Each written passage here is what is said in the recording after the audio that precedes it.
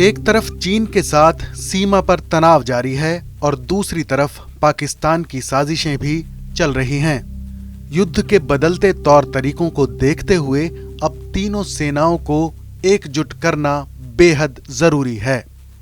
ऐसे में हालात को देखते हुए इंडियन आर्मी, एयरफोर्स और नेवी के बीच तालमेल बढ़ाने के लिए एक जॉइंट मिलिट्री कमान के गठन की तैयारी चल रही है। तीनों सेनाओं के संयुक्त कमान को थिएटर कमांड कहा जाता है।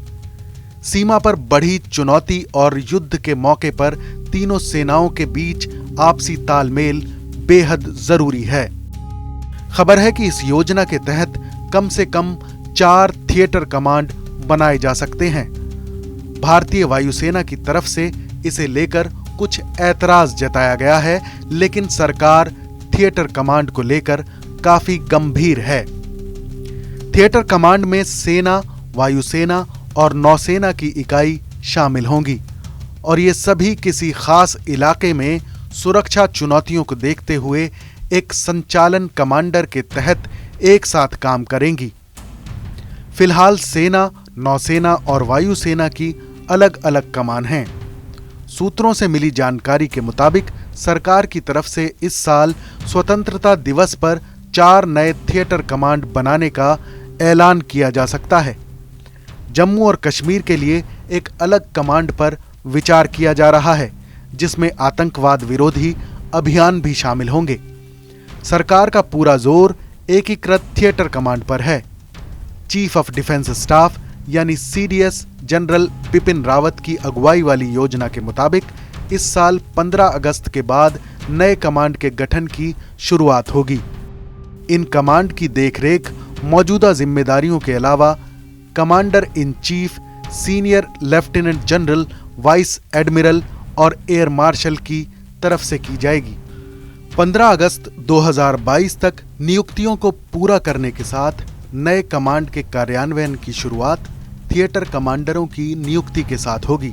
अगस्त 2023 तक नए कमांड पूरी तरह से एक्टिव हो जाएंगे। थिएटर कमांडर सीधे चीफ ऑफ स्टाफ कमेटी यानी COSC को रिपोर्ट करेंगे, जिसकी अध्यक्षता CDS करते हैं और इसमें सेना, नौसेना और वायुसेना प्रमुख भी शामिल होते हैं। भारत के पास मौजूदा समय में सिर्फ 2 एकीकृत कमांड हैं, अंडमान और निकोबार कमान और देश के परमाणु शस्त्रागार को संभालने के लिए सामरिक बल कमान। पिछले दिनों CDS जनरल बिपिन रावत ने थिएटर कमांड के गठन को लेकर मतभेद दूर करने के लिए तीनों सेनाओं के उप प्रमुखों और रक्षा मंत्रालय के अधिकारियों के साथ चर्चा की। खबर है कि जनरल रावत सेना, वायुसेना और नौसेना के बीच तालमेल और बढ़ाने के लिए कम से कम 4 थिएटर कमांड स्थापित करने को लेकर काम कर रहे हैं।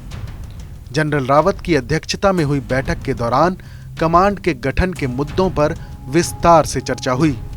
इस बैठक में गृह मंत्रालय और वित्त मंत्रालय के अधिकारी भी शामिल हुए। इस खबर पर अपनी राय जरूर बताएं। देश और दुनिया की तमाम बड़ी खबरों के लिए देखते रहें TV9 भारतवर्ष डिजिटल।